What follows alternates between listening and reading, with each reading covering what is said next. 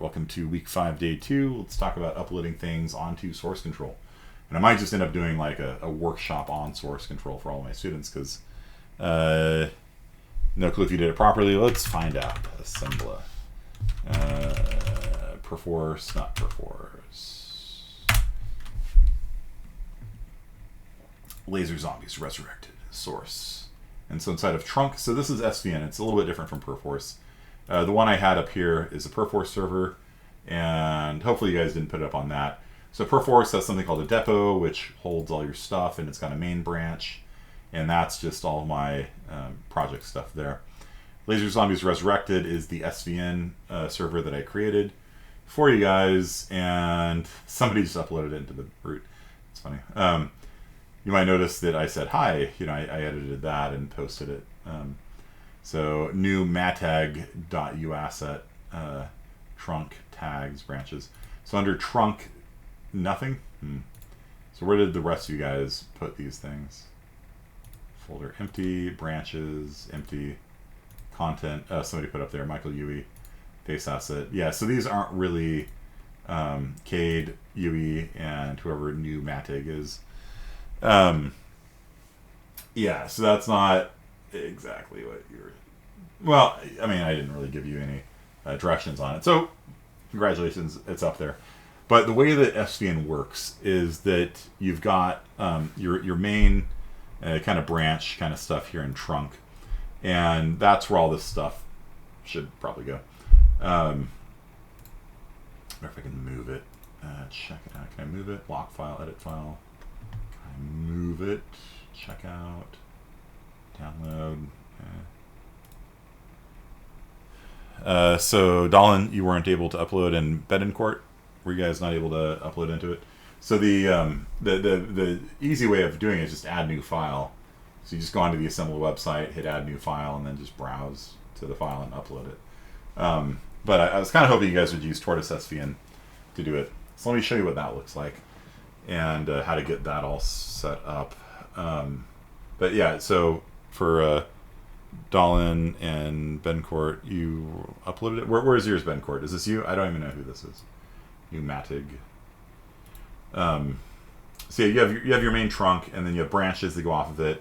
You can merge a branch back in if you want. And then tags are like if you have a release, you can say this is version 4.2 released. And so basically SVN holds things in like subdirectories. And so when you make a new release, that goes into its own subdirectory with that tag. Most of your stuff is going to go into that, and you can branch it off. Like if you want to make your own version of the game, you can branch it off and then later on merge it back in. So all this stuff probably should be in trunk, but whatever. Michael UE face material uploaded. So which one is yours? Bedencourt. So that's Cade there. Or is yours Michael UE's face? Uploaded? I don't see it on here. You named it Michael UE's face? That's you? Okay. Then UE, you need to upload it then. Okay. So let me show you how to do it from the. Wait, what? No, is this you? Oh, I named it uploaded. Okay. I don't see uploaded on here. So branches. Yeah, so you're gonna have to up it or something. I don't see it anywhere. Okay, so very confusing. Let's go over here to the instructions. And so this is the thing. So you just hit copy on that. And then I'm just going to minimize this in case I need to look at it later.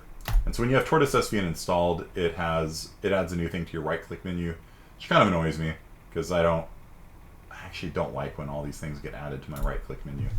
So at some point I'm going to have words with myself. You all still trying to find good source control software? What do you recommend, Walker? Git? No, not for game development. There's something called Git LFS. Yeah. That you can use, and basically what it does is it has a text file for your big assets, and so because Git does this kind of horrible thing, like it really is horrible with large binaries because stores all the different versions of the stuff, so you end up getting multiple copies of your large files over and over again. So what Git LFS is, it's instead just a text file that points at some file repository, and then if you update it, the text file changes, and then that gets versioned. But gets really not good for large binaries. U assets are rather large, yeah. So we're doing subversion right now, Walker. It's not too bad. A little slow, but not too bad.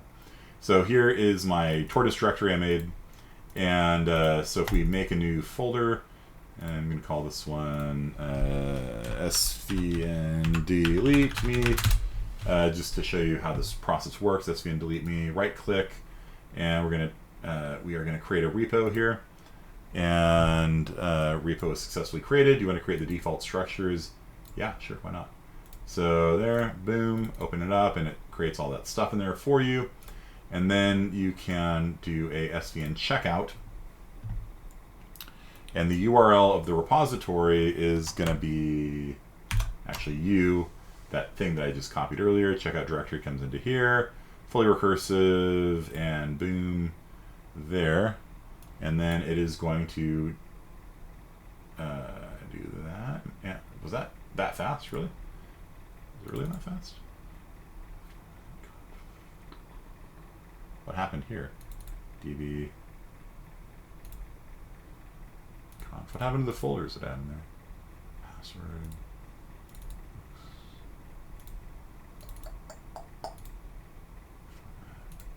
Weird. Oh, wait, what?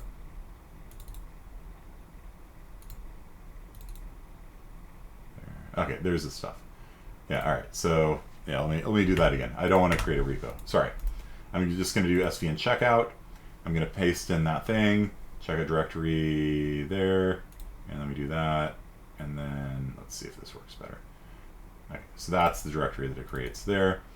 And there is your UAsset file. And if I come into wherever you put that content, there's Michael Ue's face. Okay, Cade's face, that kind of stuff. So that's how easy it is to pull something off SVN. So you just basically right click and choose SVN checkout, and that will check out a copy. So checking it out means you're grabbing a copy of whatever the latest and greatest version on source control is. Okay, it worries me when it goes by that fast. Yeah, this is because it's not laser zombies. Right. So yeah, so the one I tried pushing to this source control is like 112 gigs. And I got about 40 gigs in and needed to reboot my computer, and it doesn't do incremental backups. So the whole 40 gig upload was lost, and I haven't had the endurance to try to re-upload this. So that's a big thing right there. So under trunk, you can see I've got my thing. And I probably shouldn't add the whole directory to it, like the build stuff. Like, I don't need all of that uploaded. Oh, there's that.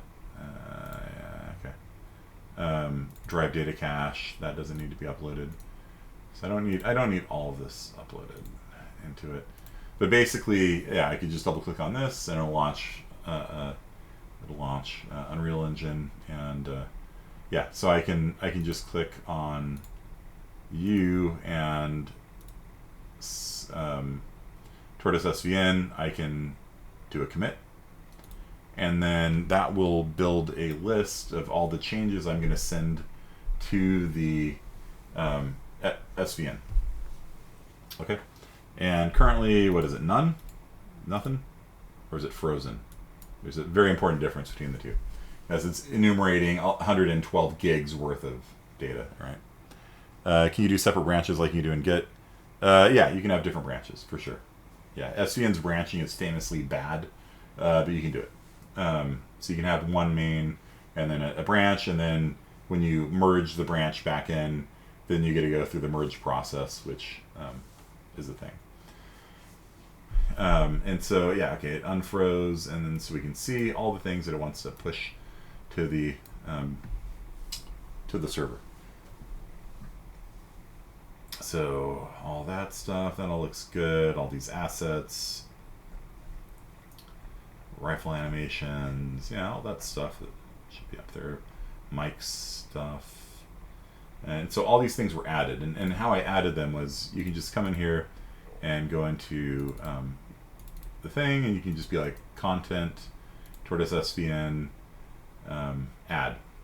And then it will mark, I've already added everything, but basically if you have a new asset that you haven't put on the server, on the SVN repo yet, you can just right click and hit add, and then those things will be added to your list of things to push. Add does not do anything immediately. Instead, in fact, I can probably do this. Let's do this. Maybe I can clear the, let's see, revert. Revert.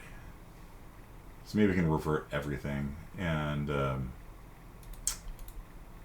just show you what it looks like from the beginning.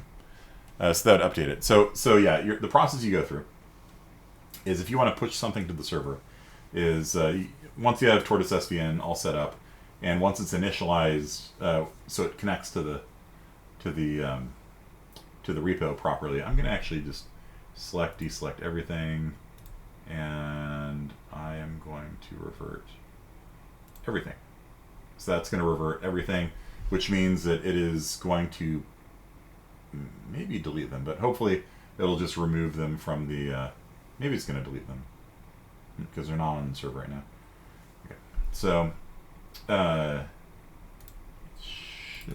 come in here, trunk, Inurati, content, third person, meshes. Yeah, the stuff's still in there. So content, bill, yeah, all my stuff's still in there, but they're no longer on the list of stuff to be pushed to the server. So if I come back up here and right click, and by the way, Tortoise all just operates through the context menu. It's kind of a weird system. I'd probably prefer a system that had a GUI, but it's fine. So you right click, and then if I were to say commit, let's see if that list of things is still going to be in there. Yeah. So currently there's nothing to commit because all these things which I have in my local directory that they don't have, none of it has currently been added to be put up on there. So the first thing I need to do is, like, if I want to push something, so I come in here, go into the content folder, maybe go to bill. See how big just the bill directory is. 600 megs, that's doable. Okay, so I'm going to come in here, right click, and check out. Right click and choose Tortoise SVN.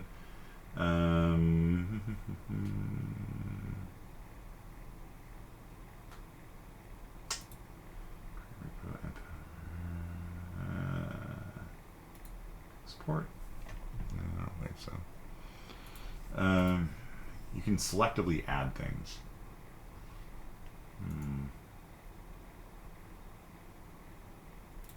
Yeah, come back up here.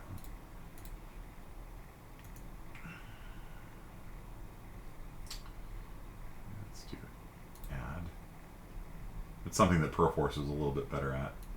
So it's gonna think for ages, and then unselect everything, just add bill, and let's see if that will do it, or if I have to select all these things, which would be super annoying. I'm just gonna add those. Let's see if I can just deploy. Let's see if that works. So SVN commit. If I have to select the individual files. 3 files selected. Yeah, fantastic. So that's not going to do it. So yeah, it's kind of annoying. There's probably a better way of doing that. You can't do any kind of command line. Yeah, there is a command line. Yeah, SVN is a command line system. Tortoise SVN is a context menu, right click to do the SVN add, commands and things like that. It'd probably be easier at this point to do it with the command line. So let's see.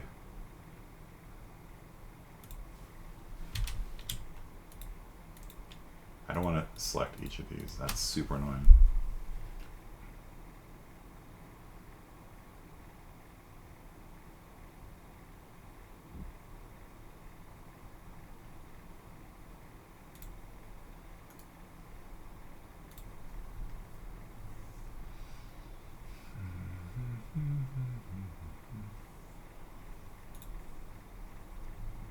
The basic approach is you add things, you commit it, and then they'll be up on the server.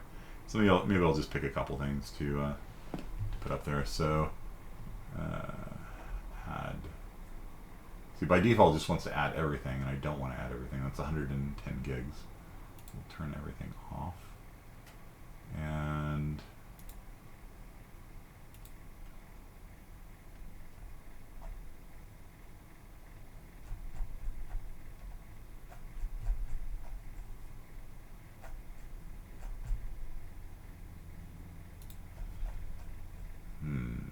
build sounds, build landscape, build actors.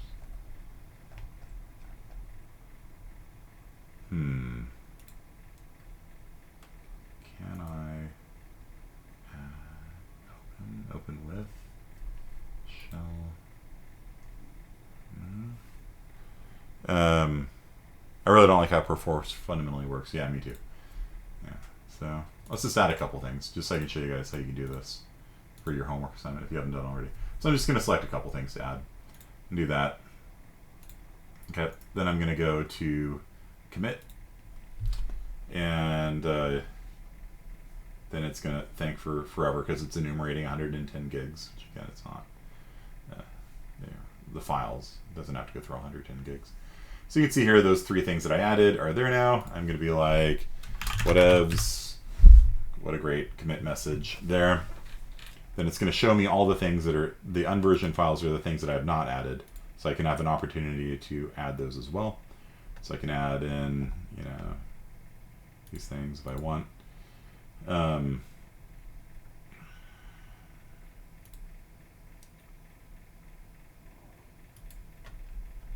So it's going to check all of the directories, check all the files,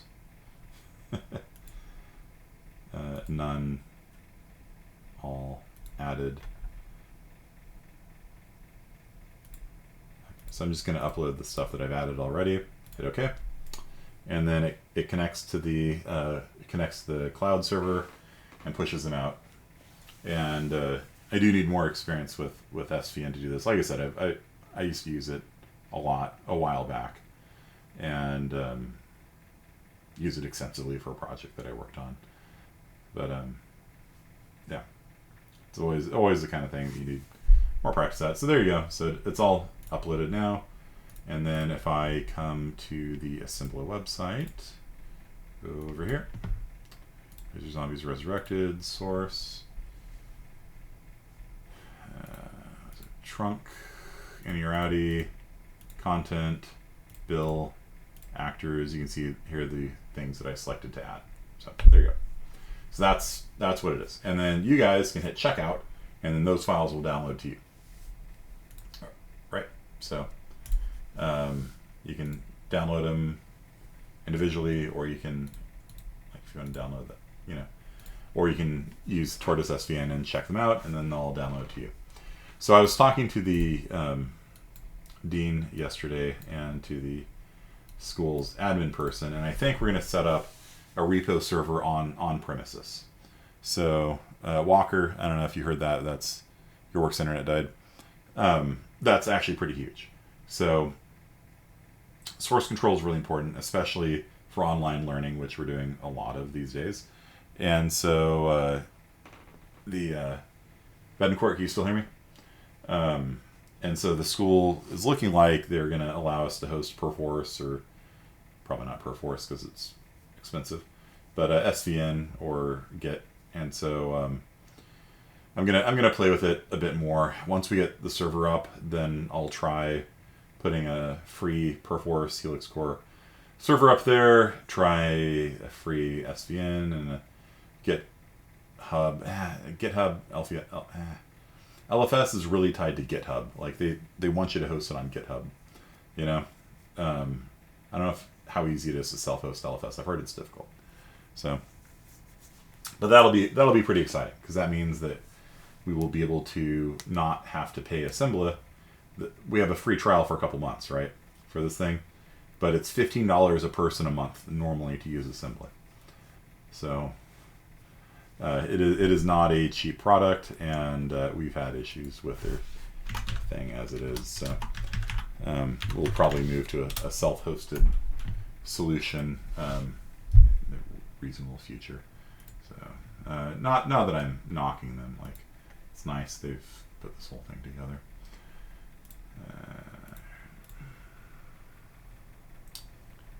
Any comments on that? As far as source code, do you guys think you can upload to the Laser Zombies Resurrected site we have set up?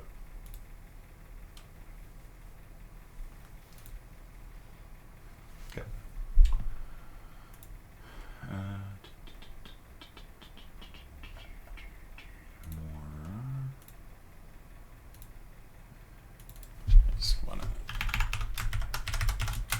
These things, like, that one project's 113 gigs, which is ridiculous. That's without even versioning, you know? Like, that's without even holding multiple versions of the maps and things like that. Hardest part of self-hosting the Git LFS is you have to make your own Git LFS config file. Yeah. I'll try and go through a guide on that and see if I can... What a good website. Look at that. You're super fast. You're coming along quickly. Look at that. Yeah, so... I'll play around with more options for SVN. I used it from the command line. If you're wondering why I don't know Tortoise SVN, I did everything from the command line. So I'm trying to find something that'll work for students. Their website's just not loading. Look at that. It's cool. Yeah. So I just want something that just works. I don't know. Like, I'm not super picky, really. I just want something where, like, people can share files with each other, Unreal Engine integrated, check out a file, you know. Yeah, their website isn't speediest using it with UE4. Yeah, and UE4 just freezes, right? Like, whenever you push an update out through UE4, UE4 just freezes. There's no interface. There's no progress bar. You have no idea if it's going to be 10 seconds, 10 minutes, or 10 hours. Right, when you hit update with source control, it just goes, and then you're like, all right, you know, control delete. All right, come over here. Let's view my network performance. All right, yeah. Try and estimate how long it's going to take. Any idea why the file assets don't show up when I hit name? Try scrolling down, Duncan. It looks like you got a lot of files that are blank. So just scroll down. It should all be in there. But you want to just upload that one file. So you just select the one file that you want to push, and then add it to the repo, and then hit submit, and then it'll go up in there. It crashes for me. Yeah, it doesn't even load. Yeah. That's another thing. It was like, you know, I had to reboot my machine in the middle of the SVN push. There went 40 gigs of upload, you know? It's like, cool. And it's not fast either. So, all of them have issues. Maybe Epic could make their own source control. I don't know. Yeah, as simple as a web page is just not loading. But yeah, I think the pricing's $15 a person per month for it. And I don't know how much hard drive space you get. Because, like, we go through a lot of hard drive space. Okay, so 340. Let's talk about the programming assignment. That'll be due on Tuesday. The basic idea I can sketch out for you real fast. You should be doing. If you don't remember how to do C++, talk to me. It's fine. So we're going to make a vector of ints, which is not... Don't talk and type at the same time. Vector of ints called world map. And then we're going to world map.resize size. So make it like 50 by 50 or something. I don't know. In the code that I give you, it resizes it to match the terminal. Maybe I'll make it 20 by 20. So world map.resize size for int I equals 0 I is less than size I plus world map.at resize world map.at I resize to be size. So this little bit of code here, this makes a 20 by 20 2D vector. Why is there no 2D vector class in the standard library? That's a great question. I don't have an answer for you. So they're making pretty much everything themselves. So maybe it would be really nice if you could just be like, yo, here's a repo, you know, keep me updated on head. You know, if I need to branch it, you know, give me some option in there to reset the branch. But just keep us all up to date and just figure it out. I don't know. Be real nice.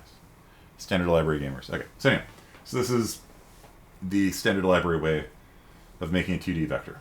All right. It's not good, but there's also not anything really better. Make a 2D array, I guess. I don't know. Okay. And you can access this by saying things like world map square bracket I square bracket j if you want. So if you want to get row 5, column 20, it's like that. Or you can say dot at 5 dot at 20, which is out of bounds. Right? That will let you read or write the value from row 5, column 20. So that's how you do that. So let's just fill this map with how far it is away from the center. You could use world map square bracket I if you want, but I typically use dot at because I don't trust myself not to go out of bounds. If I ever need more performance, you can always come back and rewrite it with square brackets. So let's, I don't want to solve your homework for you, so I'm going to do something adjacent to it. So let's make this doubles actually. Why not?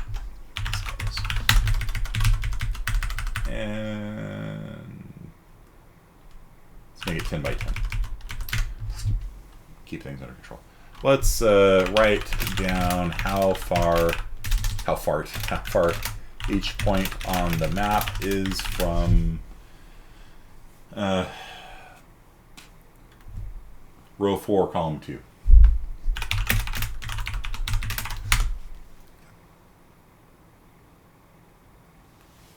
All right. So row 4, column 2 will be 0. Person 1, up, down, left, right should be a 1. Left, up, 1.4. Right. You guys understand what I'm about to do? So I'm going to fill this vector here with just the distance they are from row 4, column 2. Because this is essentially what you're going to have to do for your assignment, right? Because for every point on the map, you're going to see how far you are away from all the cities. You guys understand?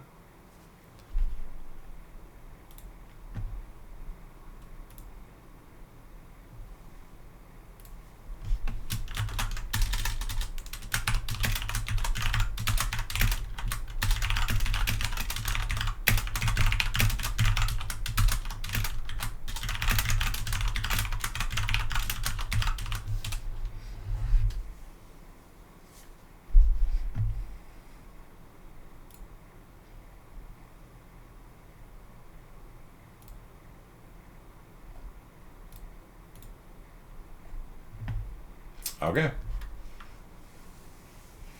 Remember how to program? All right. Let's do this. For int row equals 0, row is less than size, row plus plus.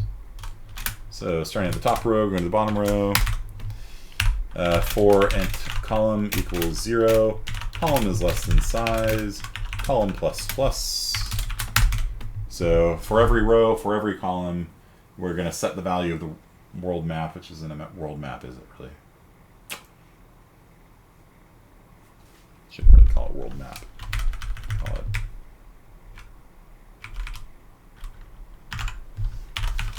vec.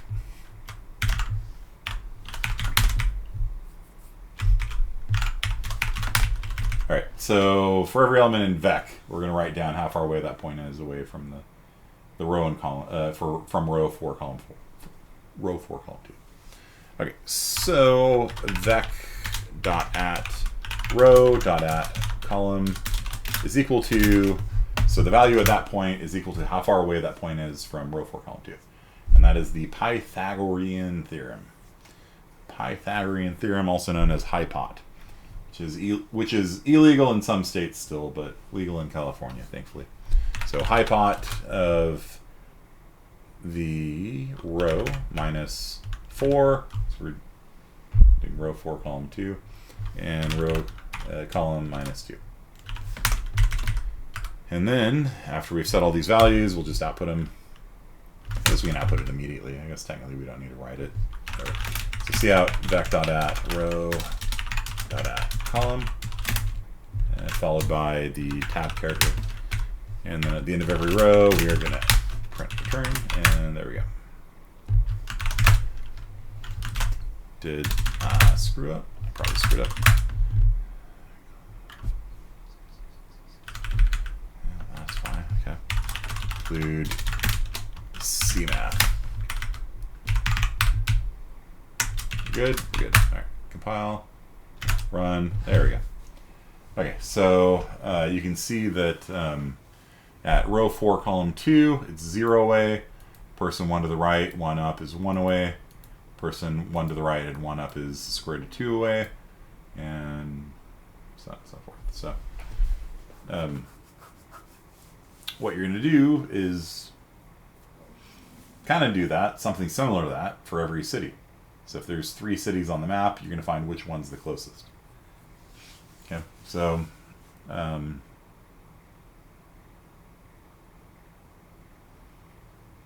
got 13 minutes left.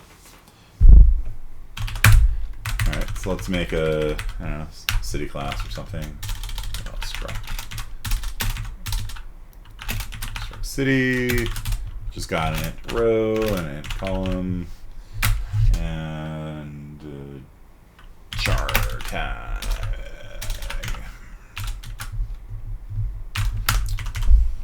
So let's make a vector of cities called city list, and we're going to have the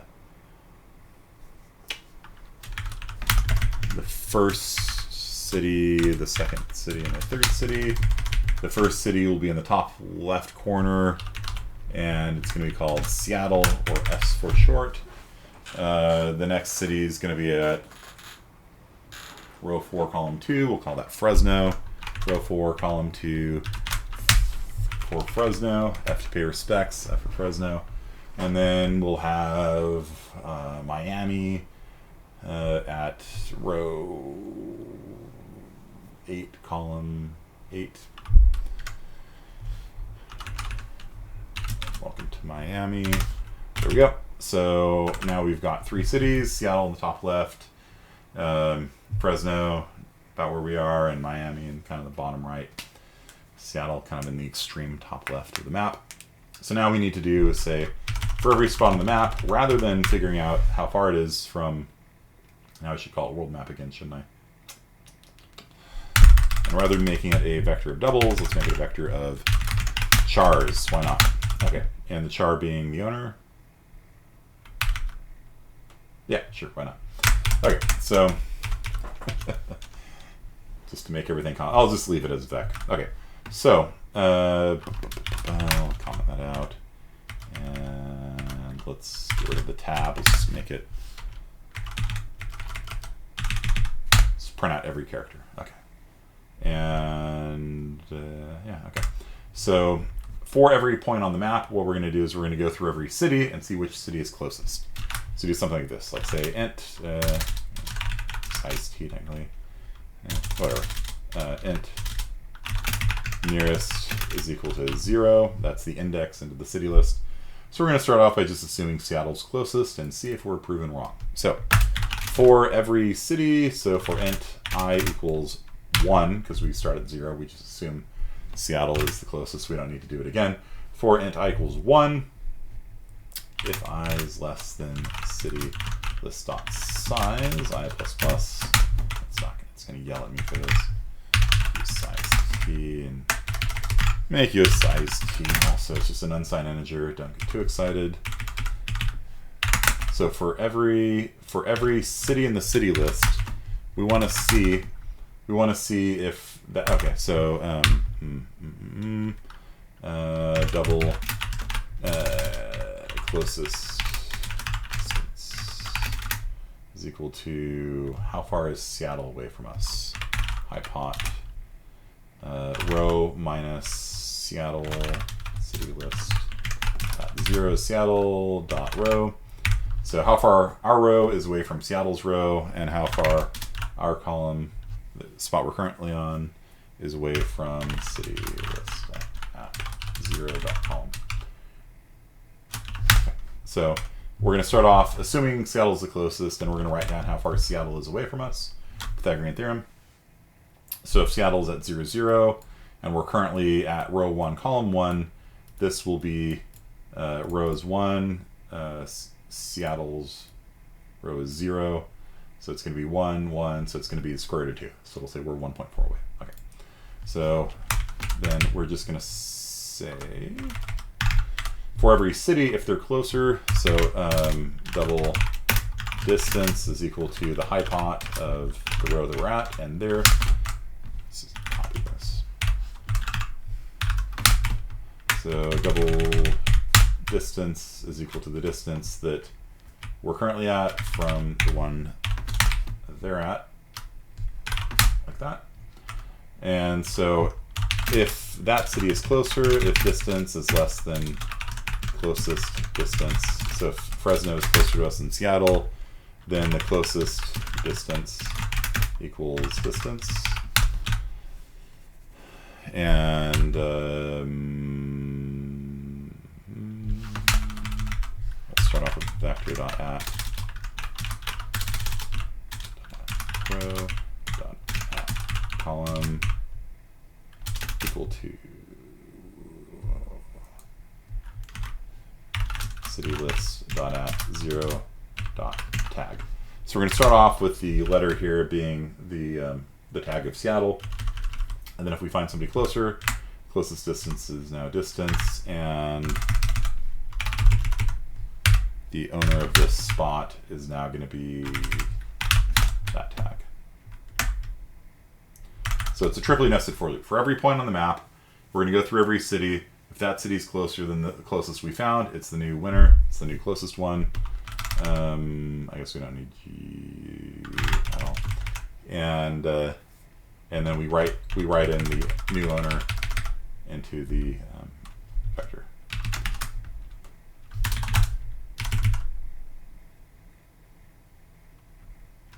We output it and give me a line. Okay.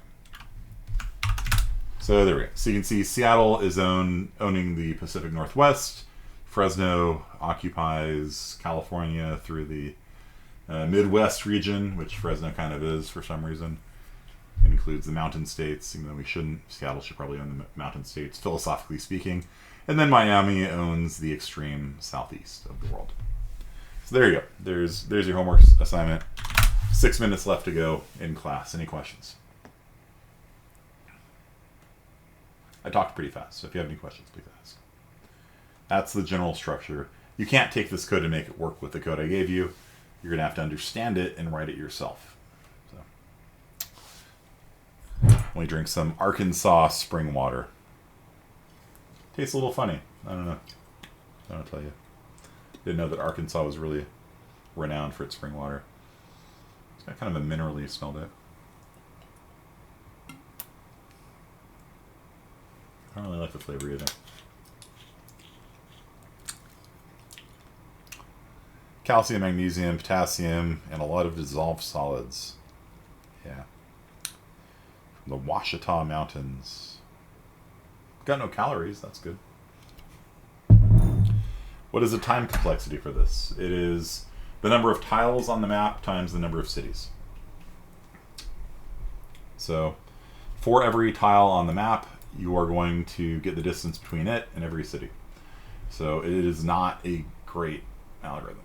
However, we only have 100 tiles and we only have 3 cities, so it's not bad. Order n, it's order tiles times cities. So the more tiles you have goes up linearly, the number of cities you have goes up linearly. So it's order t times c. Like I know I have questions, but I don't know what kind of questions to ask. Yeah. this is what we're looking for, you know. So if we move, let's say we move Seattle a little bit to the east. Let's move Fresno down a little bit. You can see that I move Seattle east a little bit, I move Fresno down a little bit, so Fresno's conquering a little bit more of the south. Seattle's taking a bigger chunk of the north. So New York is part of Seattle now. What is tag? So for every city, there is the city's at a row and a column, and that's the symbol that I use to represent it. So S for Seattle, F for Fresno, and M for Miami. I can add more cities. I can add New York. New York would be at a row 2 and column 8. New York.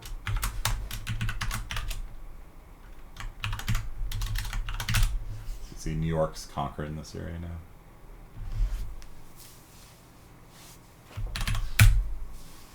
That's the general idea. So, and this is a Voronoi calculation, by the way. So, every you know, this is a Voronoi domain. Each one of these is a Voronoi. You know, this is a Voronoi diagram. If I drew a line between the different boundaries, that would be the Voronoi diagram for it. So, it's just figuring out which tile is closer to a city than every other tile. That's it. Where is row 2, column 4? Specified as the starting distance. Row 2, column 4. Not anymore. Thank you. This code for every tile on the map.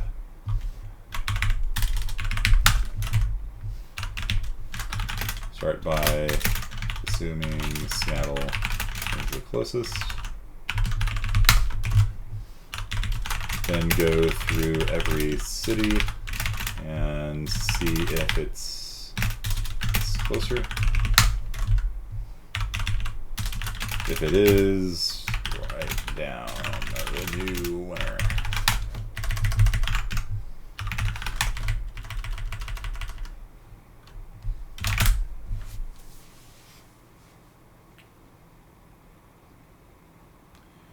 Will you get X credit if you port it to JavaScript? Nah.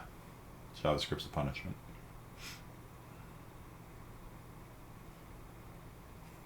Yeah, sure. If you want to make a web version of it, sure. Why not? Can you see out the distances? I can. Yeah, sure. All right.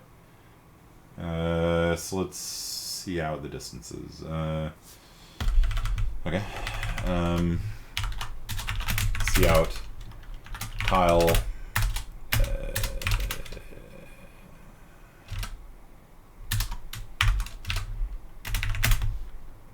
Row,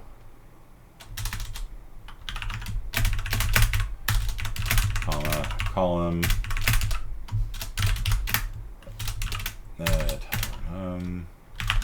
distance to city list dot at I dot tag. So distance to S is distance.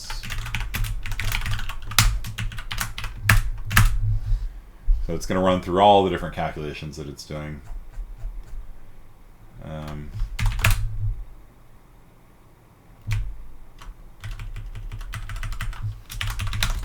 Take that one out. Okay, so I start with a 10 by 10 map, by the way, so it's sensible. So for the top left corner, row 0, column 0, the distance to Fresno is 6.3. The distance to Miami is 11. The distance to New York is 8. The distance to Fresno is... Oh, because it's not doing Seattle, right? So,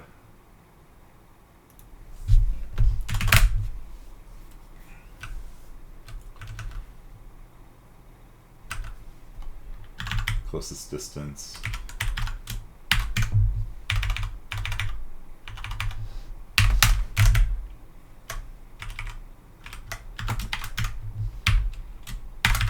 We see a $sign in there, it's an error. So we'll add Seattle into the computation just so we can see see who can, and then after we do all that, we will see out the closest city was spec.at_row.at_call. Okay, so we got some debugging going on now. Okay, so scroll up top. So for the top left corner, distance to Seattle is 2, distance to Fresno is 6, Miami is 11, New York's 8. Closest city was Seattle. For the next one, Seattle is 1 away. Next one, Seattle is 0 away, so it keeps winning. And then once we get over to 0, 7, 0, 6. 0, 6 is 4 away from Seattle. Seattle's at row 0, column 2, so it's 4 away. New York is at 0, 8. So this one is now, or 1, 8, or 2, 8. So New York is now closer. New York's 2.8 away. So now that's a New York tile. And so you can just go through this, and this is it's a good question, Duncan. You definitely want to debug. Start with that. You know, don't do what I did and just assume the map's going to work right. One tricky bit is make sure the rows and the columns are not unsigned. Do you see what will happen if I make this a size T?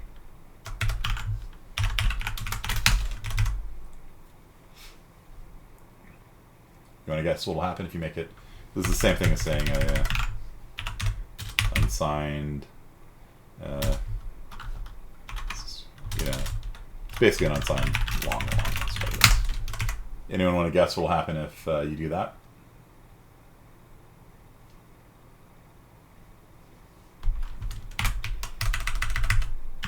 May be relevant. Might be relevant. I'm just saying. Anyone want to guess? For 0. Let's copy this.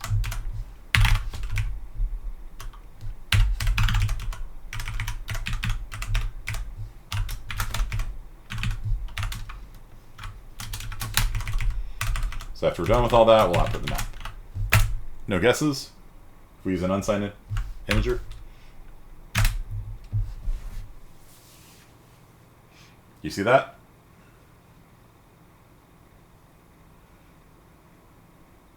Not what was supposed to happen. And you might be like, but wait, row and column have to be positive, right? They can't be negative. They can't be negative. Right? They're an index into a 2D array. It should be a size T, right? Well, let me show you what happens when it becomes an integer. It works. When it's an unsigned integer, it doesn't work. I'm not saying this is a problem you're going to encounter.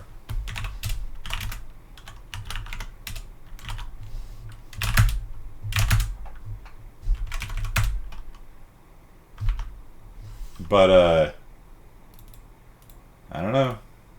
The owner is unsigned. The row and column are a size T. Just saying, you might encounter this bug.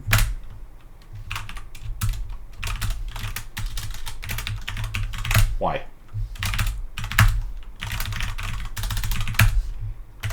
Why does changing that to an int fix it, and why does making this a size T cause a problem?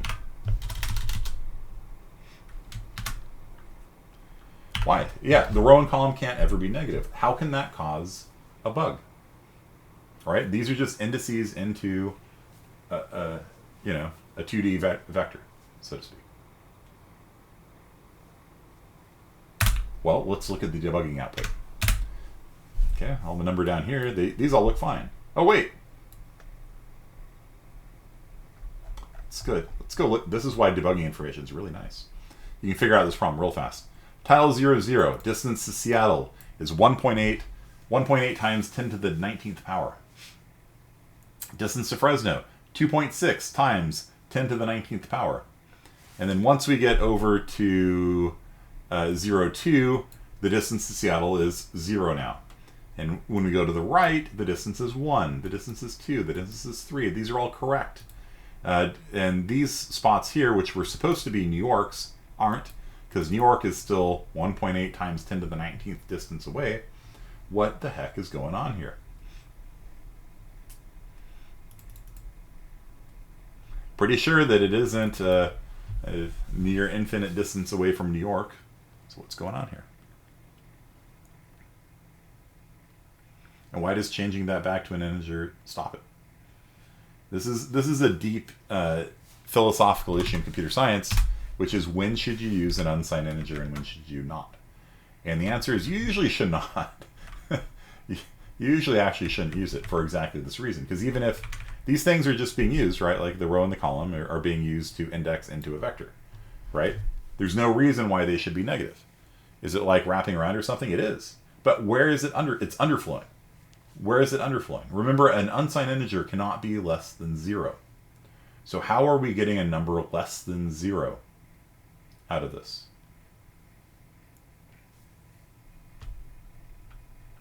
Is there a subtraction anywhere in our code that could cause the result to be less than 0?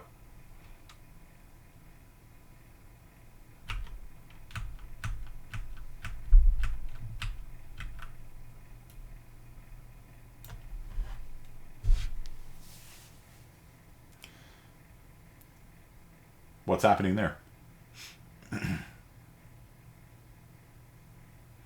If I'm on row 3 and I subtract 4, I get a negative number.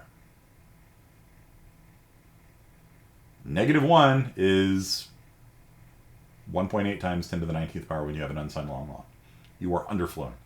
And this is why, in general, you should not use unsigned integers. Because if you ever do anything with them at all, except just indexing into a vector or other kind of data structure, you risk this happening. It works fine when row is greater than city list dot row. Right? 5 minus 3, 2. 3 minus 5, blah blah blah blah blah blah blah blah blah blah 0 0 0 0 0 0 0 0 0 0 0. You guys see that? Try and tell my CSI 40 people this. You know, when I gave this assignment last semester, I had a bunch of students who had all taken 45, all fumbled on this. And I leave that in there for a reason. It's to teach you about the real world, right? All you got to do is change that size key to an int. Won't do it. But this is it's modular division again. It's underflow. And if you ever do subtractions with unsigned integers, there's, you know, right? So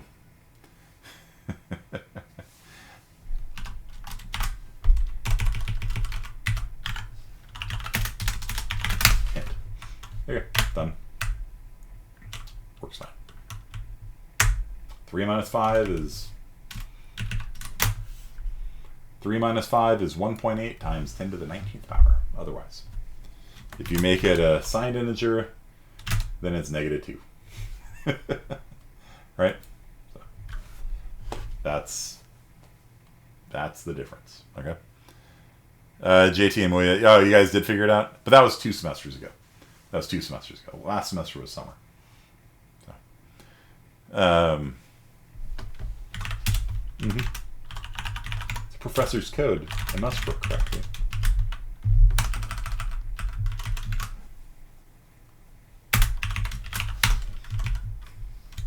Okay. I'll leave that as a hint for future semesters. What kind of note should I leave for them? We're done for today. What kind of note should I leave for future semesters? They can have a clue that this is causing the bug. Yeah, I like that. I like that.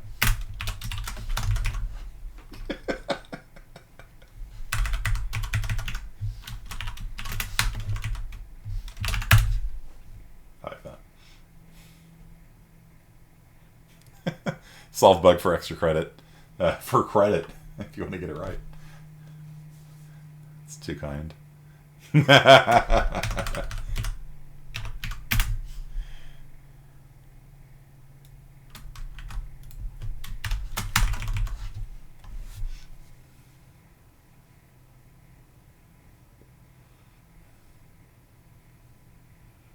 Extra credit for completing the assignment. Yeah.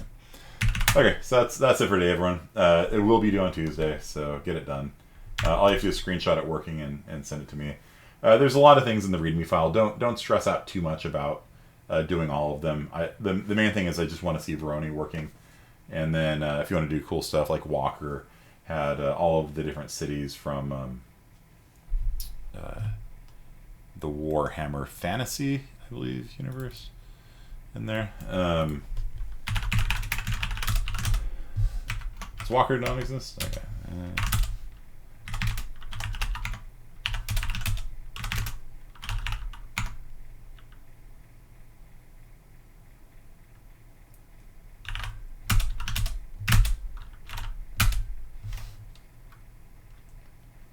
His code doesn't come out, so who knows? But yeah, he had the Warhammer universe lit up. So there's lots of stuff you can do for extra credit. And yeah, sure, Betancourt, if you want to do JavaScript, go for it. All right, see you guys.